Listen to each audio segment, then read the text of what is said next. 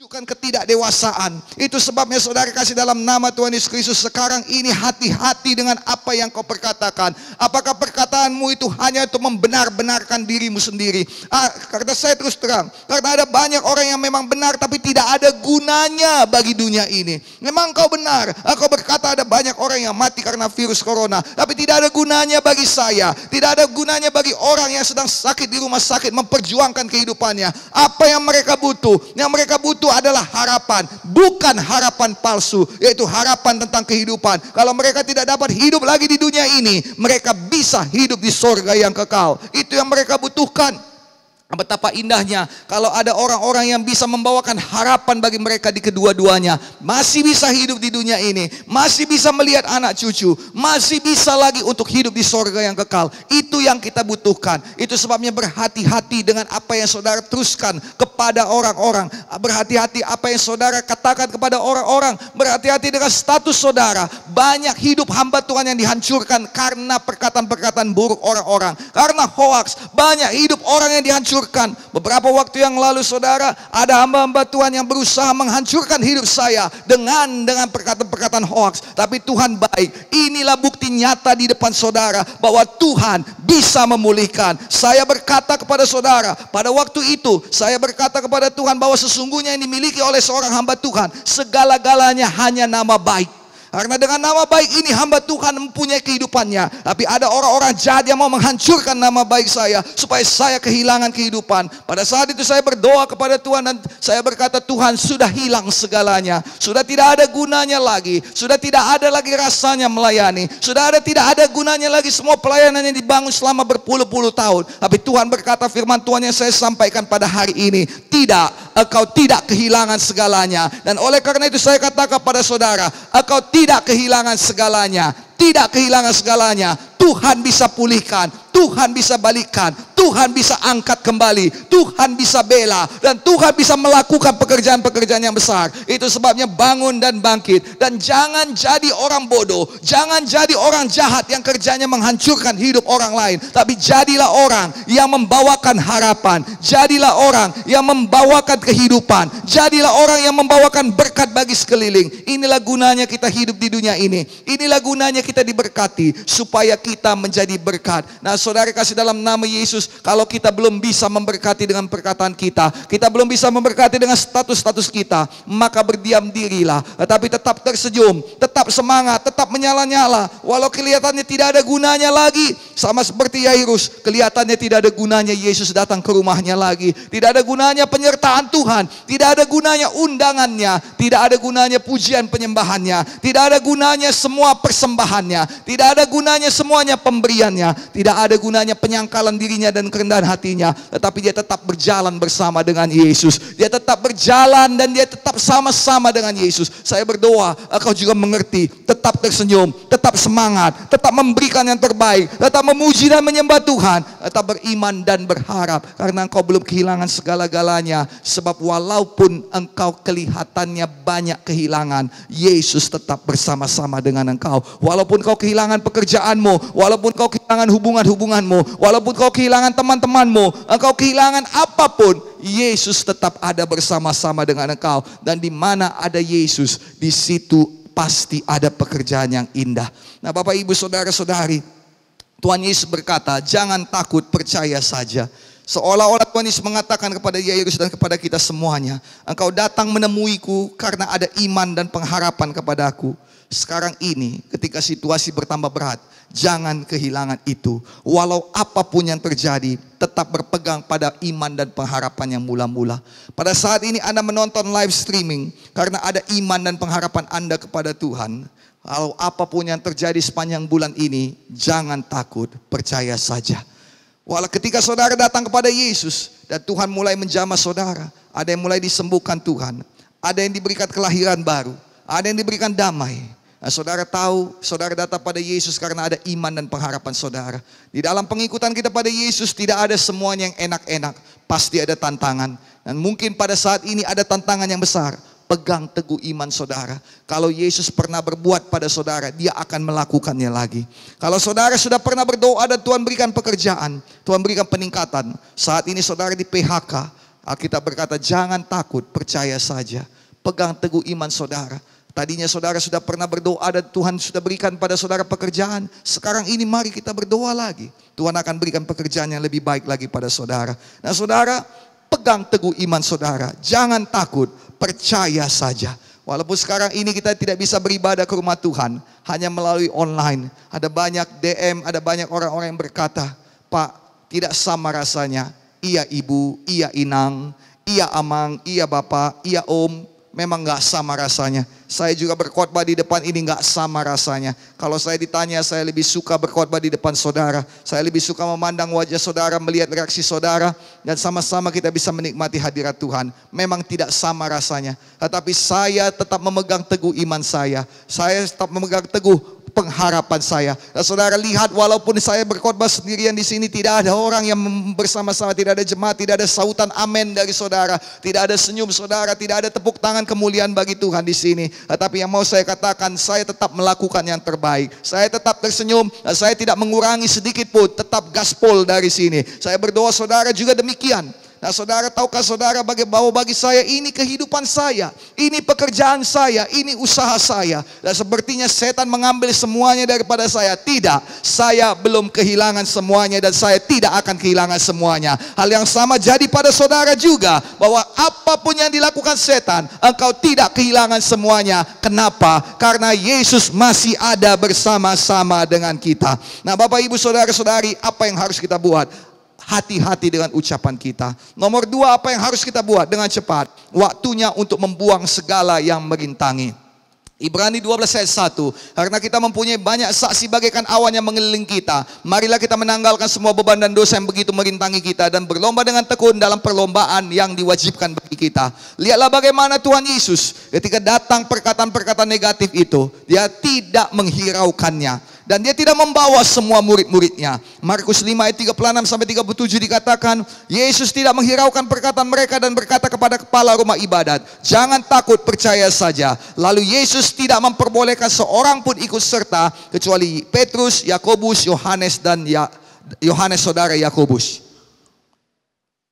Jika kita mau dipulihkan Tuhan, kita mau menang, kita menginginkan mukjizat Tuhan, merindukan perubahan, kita tidak bisa melakukan dengan cara yang sama, dengan gaya yang sama, dengan pikiran yang sama, dan juga dengan orang yang sama. Harus ada perubahan.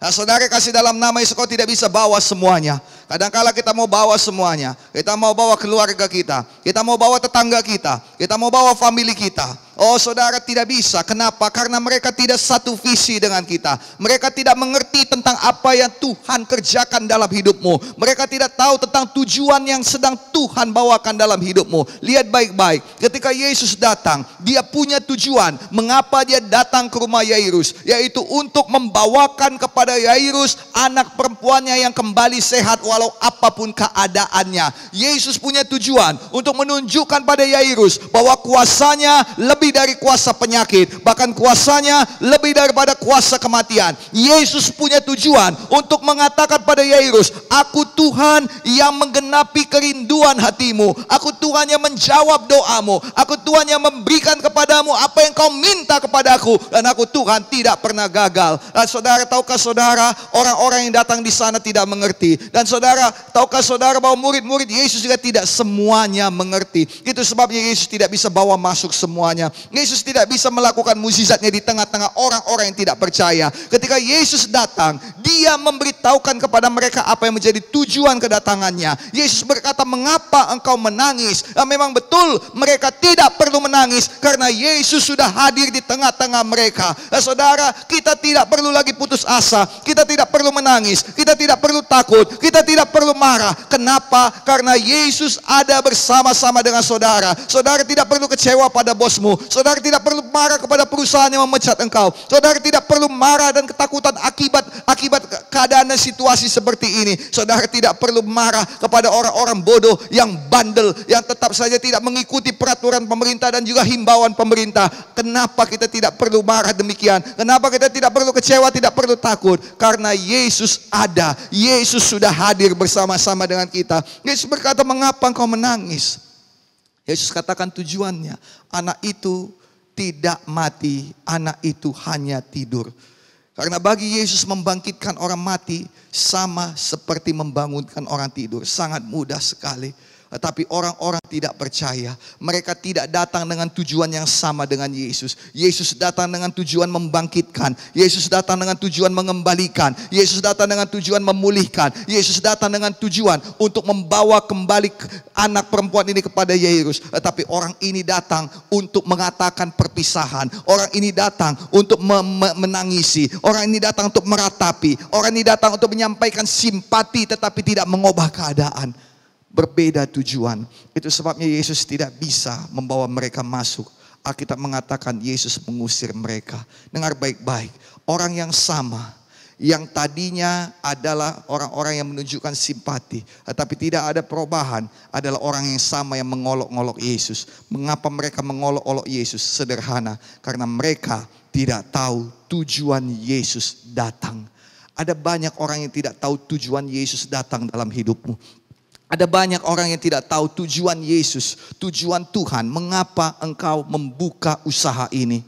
Pada waktu saya membuka pelayanan untuk internet 3 tahun yang lalu, saudara, terus terang, banyak yang menentang.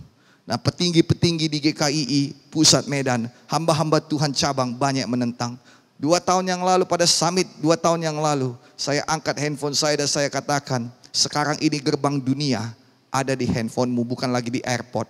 Maka saya ajak, ayo kita semuanya buat siaran online. Dan kita buat semuanya siaran ibadah minggu kita buat online. Kita belajar bahasa Inggris dan kita jangkau bangsa-bangsa bagi Tuhan. Sekarang ini sudah sangat murah, tapi tidak banyak yang melakukannya. Dan saat ini ketika tantangan datang, Tuhan tunjukkan siapa yang diberikan Tuhan visi. Saat ini saudara, sayang sekali ada banyak gereja Kemenangan Indonesia tidak siap. Tapi kami dari pusat, kami mau mengajak, kalau engkau tidak siap, pusat menyediakan banyak-banyak ibadah. Hari ini Gereja Kemenangan Iman Indonesia, setiap minggu ada produk baru yang keluar. Kita sudah keluar dengan produk kita tentunya ibadah minggu. Kemudian kita ada ibadah training kepemimpinan kita. Kemudian ada ibadah doa syafaat kita.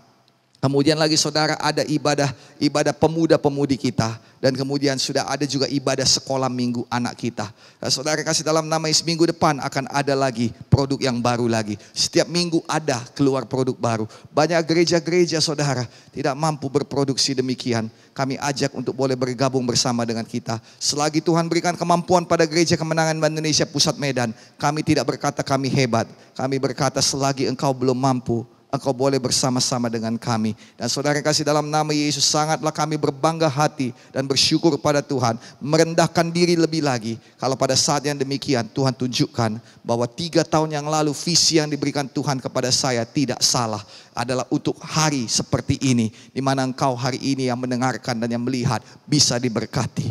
Tuhan Yesus itu baik. Nah, Bapak Ibu saudara-saudari kasih dalam nama Tuhan Yesus Kristus, tapi memang gak bisa dibawa semua orang. Itu sebabnya Tuhan usir keluar 30 daripada pendeta-pendeta GKII yang banyak mulutnya menentang saya pada waktu itu.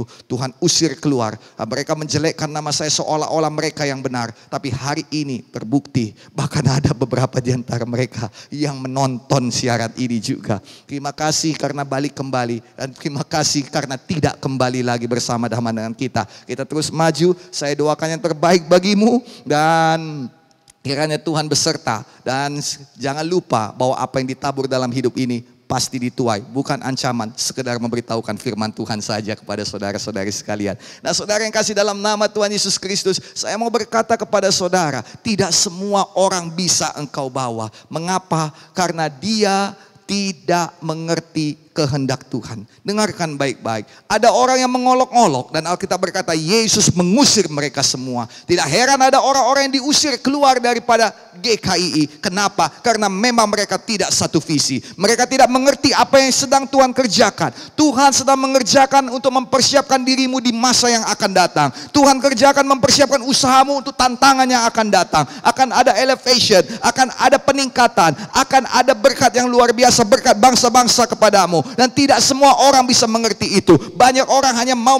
memuaskan hawa nafsunya, memuaskan kehendaknya, mau membuktikan dirinya benar, mau mencari kedudukan, mau mengatakan bahwa dia itu hebat. Saudara, orang-orang demikian tidak bisa dibawa. Bahkan Yesus mempunyai 12 murid. Ada murid yang 3 Petrus, Yakobus, dan Yohanes. Itu yang dibawa Yesus. Ada murid yang satu pengkhianat namanya Yudas. Itu yang menjual Yesus. Ada 9 murid lainnya saudara yang tidak ikut masuk pada saat Petrus, Yohanes, dan Yakobus masuk ke dalam untuk melihat pekerjaan Tuhan. Mereka ada di luar. Ngapaikah mereka? Apakah pekerjaan mereka? Mereka ikut menangis. Mereka ikut meratap bersama dengan orang-orang yang lain. Nah saudara, murid yang bagaimanakah engkau? Apakah engkau 3 yang dibawa masuk bersama dengan Yesus? Orang-orang yang tahu tujuan Tuhan, orang-orang yang mengerti apa yang sedang Tuhan kerjakan, orang-orang yang mengerti hatinya Tuhan, orang-orang yang tahu dan bisa menolong Tuhan dalam pekerjaan Tuhan. Atau engkau ikut bersama dengan orang dunia, ikut mengolok-olok, ikut meratap, ikut menangis karena engkau tidak ada di ketika Tuhan bekerja. Hari ini saya bersyukur kepada Tuhan. Terima kasih Tuhan. Mohon maaf, bukan untuk meninggikan diri, tapi ada banyak gereja-gereja yang tidak siap untuk hal ini. Ada banyak gereja Kemenangan di Indonesia juga yang tidak siap untuk hal ini. Kenapa? Karena mereka itu bagaikan 9 murid Yesus yang lain. Saya berdoa memang ada juga bagaikan 1 murid Yesus yang ada Yudas, yang mereka menyerang ketua umum, mereka menyerang saudara pemimpin mereka sendiri. Nah saudara kasih dalam nama Tuhan Yesus Kristus, memang ada manusia yang demikian di dunia ini, tapi engkau tidak perlu memperdulikan mereka. Tuhan punya kehendak dalam hidupmu, Tuhan punya tujuan dalam hidupmu, dan tujuan dalam hidupmu membuat engkau bukan hanya bertahan pada masa-masa sukar seperti ini, membuat engkau maju, membuat engkau bersinar pada masa-masa sukar seperti ini. Masa sukar seperti ini akan mengangkat engkau lebih tinggi lagi. Masa sukar seperti ini menunjukkan pembelaan Tuhan kepadamu. Masa sukar seperti ini menunjukkan Tuhan bekerja dalam hidupmu. Terpujilah nama Tuhan. Yang mau saya katakan kepada saudara ialah apa? Jangan jadi seperti murid yang 9 yang ikut-ikut orang lain, ikut-ikut mengolok-olok, ikut-ikut mengejek hamba-hamba Tuhan yang lain, ikut-ikut mengatakan hal-hal yang jahat, ikut-ikut memforward hal-hal yang tidak benar. Jangan jadi demikian di dalam nama Yesus. Tapi jadilah orang-orang yang mengerti tujuan Tuhan. Mengapa engkau ada di saat seperti ini? Mengapa Tuhan ambil pekerjaanmu? Mengapa Tuhan membawakan tantangan ini kepadamu? Mengapa usahamu mengapa pendapatanmu berkurang? Mengapa usahamu mandek? Mengertilah bahwa semuanya itu ada maksud dan tujuannya. Pada awalnya seperti saya katakan pada saudara tadi, saya juga tertekan, saya juga stres. Saya berkatakan pada Tuhan, kenapa Tuhan pada zaman saya memimpin, pada ketika saya memimpin, pada ketika saya mempunyai banyak rencana untuk tahun ini, Engkau datangkan tekanan seperti ini, di mana pintu-pintu gereja kami harus ditutup. 58 ibadah setiap minggunya di Kota Medan, belum termasuk ibadah doa syafaat, belum termasuk ibadah departemen. Setiap minggunya di Kota Medan harus ditutup. Close begitu saja. Semua kolekte dan lain sebagainya saudara menurun dengan drastis. 95% menurun. Mengapa Tuhan pada saat-saat seperti ini? Dan tamu-tamu yang tadi sudah berjanji akan datang, semuanya tidak bisa datang. Nah, saudara, justru pada saat-saat seperti ini Tuhan mau muliakan, Tuhan mau tunjukkan apa yang tadinya mau dihancurkan dari GKII, yaitu multimedia kita, yaitu siaran kita di Facebook, siaran kita di Instagram, siaran kita di YouTube. Yang mana ada pendeta-pendeta GKI yang berdiri dan berkata bahwa itu semuanya tidak ada gunanya, itu semuanya adalah alat setan, itu semua hanya snack, makanan-makanan ringan. Dan hari ini sudah dibuktikan makanan ringan menjadi makanan utama, karena tidak ada gereja, bukan hanya di Indonesia, tetapi di seluruh dunia tidak ada gereja yang bisa berbakti. Hanya gereja yang siap untuk tantangan ini, yang mempunyai platform fans base daripada internet yang cukup kuat, yang mampu untuk bertahan. Saya bersyukur kepada Tuhan. Tuhan mengasihi gereja Kemenangan Iman Indonesia yang menaruhkan dalam hati hambanya yang kecil ini supaya bisa berdiri membela gereja Tuhan. Dan memang betul inilah yang dijadikan Tuhan, supaya kita bisa bersama-sama dengan gereja-gereja lain juga yang memiliki visi yang sama, siap untuk keadaan seperti ini. Dan ini juga jadi berkat bagi saudara-saudari yang menyaksikan pada hari ini. Saudara juga punya tujuan Tuhan. Orang lain tidak mengerti, orang lain akan menentang engkau. Jangan habiskan tenagamu, jangan habiskan umurmu, jangan habiskan sumber dayamu untuk melayani mereka. Tetap pada panggilan Tuhan, tetap pada tujuan Tuhan. Kerjakan yang terbaik setiap hari. Tuhan akan singkirkan mereka. Saudara kasih dalam nama Yesus, pada awal-awal kita membuat ini siaran, ada banyak yang mengkritik. Itu kan pendeta Indonesia, kenapa harus khotbah dalam bahasa Inggris? Saudara, 2-3 bulan pertama tidak ada orang barat yang menonton. Tidak ada orang dari luar Indonesia yang menonton. Kalaupun ada dari luar negeri, saudara, rata-rata adalah TKI, rata-rata adalah pelajar, rata-rata orang Indonesia yang ada di luar negeri. Tapi sekarang saudara mulai datang, mulai berdatangan undangan-undangan. Dari Nepal sudah ada undangan, dari Spanyol sudah ada undangan, dari Amerika Latin sudah ada undangan, bahkan dari Saudi Arabia juga sudah ada undangan. Nah saudara yang kasih, dalam nama Tuhan Yesus Kristus ini sangat-sangat luar biasa. Bapak Ibu saudara-saudari, sebenarnya dengan mudah hati ini berkata, aku tidak tahan lagi. Dengan mudah hati ini berkata, sudah cukuplah ini semuanya. Cukuplah penghinaan ini, cukuplah tekanan ini. Tetapi saya tidak kehilangan semuanya.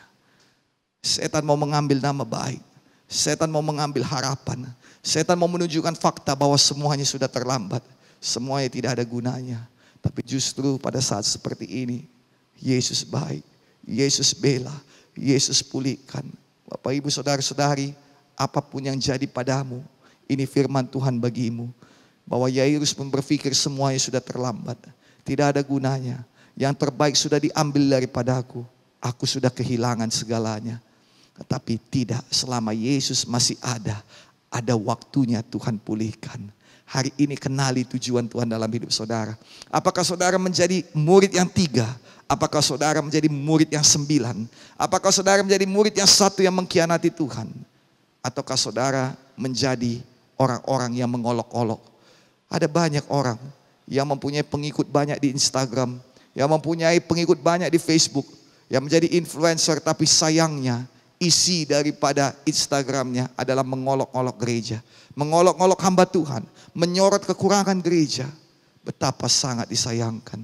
Pada saat-saat seperti ini, mereka tidak melakukan banyak hal. Kalau namanya kekurangan, pasti ada. Pasti ada. Yang di depan ini banyak kekurangan. Tapi yang di depan ini sangat berbangga hati.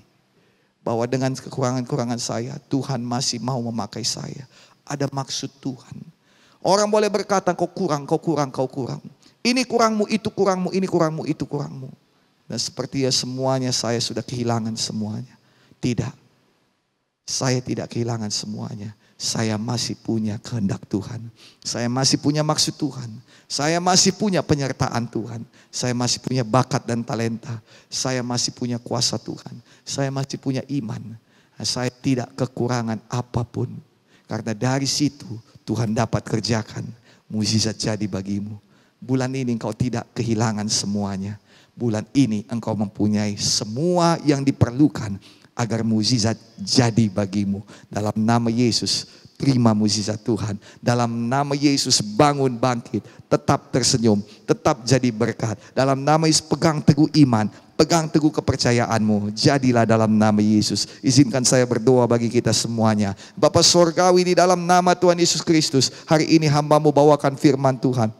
Bahwa kami tidak kehilangan apapun. Kami tidak kehilangan segalanya. Bahwa ketika dunia berusaha mengambilnya daripada kami. Ketika mata kami melihat segala sesuatu sudah terlambat. Segala sesuatu sudah terlanjur. Segala sesuatu tidak ada gunanya lagi. Semuanya sudah sia-sia. Bahwa semuanya sudah diambil daripada kami. Hal-hal yang kami banggakan. Hal-hal yang kami kasihi. Hal-hal yang kami anggap berharga. Sudah diambil bagi kami. Biarlah hari ini diingatkan. Bahwa kami tidak kehilangan segalanya. Kenapa? Karena Engkau masih bersama-sama dengan kami. Karena Engkau menyertai kami. Dan Engkau sanggup memulihkan kami. Hari ini hamba mau berdoa, kuasa pemulihan turun atas semua anak-anak-Mu yang mendengarkan firman ini. Kuasa pemulihan Tuhan turun atas semua sidang dan jemaat-Mu yang percaya. Supaya kami boleh dipulihkan Tuhan. Dipulihkanlah kesehatan kami. Dipulihkanlah keuangan kami. Dipulihkanlah harapan kami. Dipulihkanlah masa depan kami. Dipulihkanlah hubungan-hubungan kami. Dipulihkanlah keluarga kami. Dipulihkanlah pekerjaan kami, usaha kami, dipulihkanlah kehidupan kami. Jadilah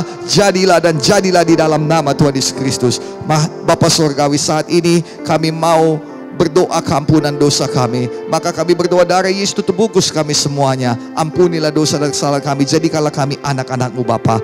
Mari Bapak Ibu saudara-saudari dimanapun kita berada, kita berdoa untuk ampunan jiwa kita. Mari taruh tangan kiri di dada kita sebagai tanda kita membuka hati kita. Dan angkat tangan kanan saudara sebagai tanda kita mengundang Tuhan Yesus masuk ke dalam hati kita. Ucapkanlah doa ini dengan sepenuh hati dalam nama Yesus. Katakanlah, oh Tuhan Yesus, Saya percaya kepadamu. Saya butuh Engkau. Masuklah dalam hati saya. Jadilah Tuhan dan Juru Selamat saya, penolong dan penebus saya. Ampunilah dosa-dosa saya, dan basuhlah saya dengan darah Yesus. Mulai saat ini, saya lahir baru dan menjadi anak Bapa Sorgawi. Di dalam nama Yesus, saya ikut Tuhan Yesus seumur hidup saya. Dalam nama Yesus, saya berdoa dan saya lahir baru. Terima kasih Tuhan Yesus. Dan semua kita yang percaya sepakat berkata, amin, amin, amin, amin. Bapak Ibu saudara-saudara yang dikasihi oleh Tuhan Yesus Kristus, jika saudara-saudara mengucapkan doa ini dengan sepenuh hati dan iman percaya kepada Tuhan Yesus, maka saya Pendeta Gideon Munte Gembala Sidang Saudara meneguhkan sesuai dengan firman Tuhan bahwa Bapak Ibu saudara-saudari sudah lahir baru. Nah, Bapak Ibu saudara-saudari, lahir baru itu artinya roh kita dilahirkan oleh Roh Kudus, dan ada 3 hal yang harus kita lakukan ketika kita lahir baru. Yang pertama sekali, roh kita yang baru lahir perlu makanan rohani agar boleh bertumbuh dalam Tuhan dan kuat dalam Tuhan dalam menghadapi segala tantangan kehidupan. Makanan rohani bagi kita adalah firman Tuhan.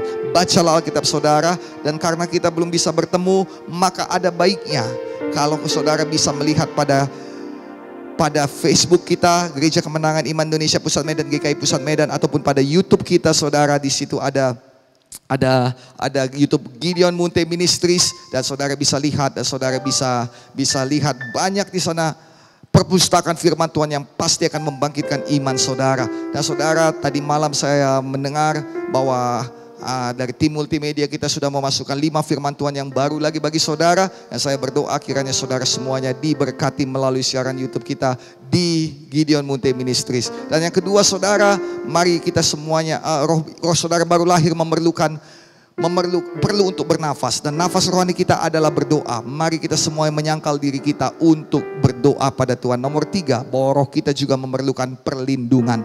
Dalam hal ini saya Pendeta Gideon Munte menyambut saudara selamat datang di tempat perlindungan kita dan juga di rumah kita, Gereja Kemenangan Iman Indonesia. Mari sama-sama kita bangun sidang Tuhan, sama-sama kita rasakan kasih dan kuasa Tuhan, sama-sama kita diberkati oleh Tuhan. Dan dari kami semuanya di sini, kami berdoa agar kita satu hari bertemu di mana saya boleh meletakkan tangan atas saudara dan kiranya berkat Tuhan turun atas saudara. Tetapi sampai hari itu datang, maka saya berdoa kiranya Tuhan melindungi saudara tetap sehat, tetap kuat, dan tetap diberkati Tuhan. Tuhan Yesus berkati. Mari kita buka hati kita dan angkatlah tangan saudara dan terimalah berkat Tuhan di dalam nama Yesus. Diberkatilah kita oleh Tuhan semesta alam. Diberkatilah kita oleh Tuhan di atas segala Tuhan. Diberkatilah kita oleh Raja di atas segala Raja. Suatu berkat yang sangat besar, yang tidak dapat dibatalkan dan yang tidak ditarik kembali. Dalam nama Yesus kiranya Tuhan memberkati kita secara rohani. Ada persekutuan yang indah dengan Tuhan hari lepas hari. Diberkati jiwa kita dengan damai dan sukacita. Diberkatilah kiranya hati kita dengan iman yang teguh. Dan dengan iman tidak ada yang mustahil. Dengan iman mukjizat pasti terjadi. Dengan iman ada mukjizat setiap hari. Kiranya Tuhan memberkati tubuh kita dengan kesehatan dan kekuatan. Kiranya semua yang sakit disembuhkan dalam nama Yesus. Kematian dibatalkan dalam nama Yesus. Kehidupan Zoe mengalir dalam nama Yesus. Kiranya Tuhan memberkati perekonomian kita. Diberkatilah pekerjaan dan usaha kita. Apa yang kita pegang berhasil dalam nama Yesus. Tangannya kita adalah tangan orang yang memberi. Dan dengan tangan yang sama kita akan menuai hingga 100 kali ganda. Di dalam nama Yesus kiranya Tuhan memberkati keluarga kita. Yang belum berkeluarga, Tuhan memberikan pasangan hidup yang terbaik. Dalam nama Yesus ada damai, sukacita, persatuan dan kesatuan pada keluarga kita. Dalam nama Yesus tidak ada keluarga yang mandul. Semuanya berbuah untuk Tuhan. Kiranya Tuhan memberkati. Kiranya Tuhan memberkati kita dengan malaikat-malaikatnya. Malaikat-malaikat Tuhan membuka jalan bagi kita. Malaikat-malaikat Tuhan menyingkirkan musuh-musuh kita. Malaikat-malaikat Tuhan membawakan jawaban-jawaban doa bagi kita. Dalam nama Yesus kiranya Tuhan mengurapi kita berganda-ganda. Dan kiranya Tuhan menjadikan kita berkat bagi sekeliling kita. Dan kiranya kita selalu menyenangkan hati Tuhan. Bapa Surgawi, berkat ini hamba-Mu perkatakan supaya kiranya dijadikan dalam kehidupan kita yang menerimanya dengan iman, untuk kemuliaan Tuhan kita, Tuhan Yesus Kristus. Dalam nama Yesus, mari kita buka hati dan angkatlah tangan saudara. Dan dalam nama Yesus, hiduplah di bawah langit yang terbuka, dan tercurahlah hujan berkat Tuhan melimpah, melimpah, melimpah atas kita semuanya. Dalam nama Yesus kami berdoa, dan kita menerima berkat Tuhan sepakat berkata, amin.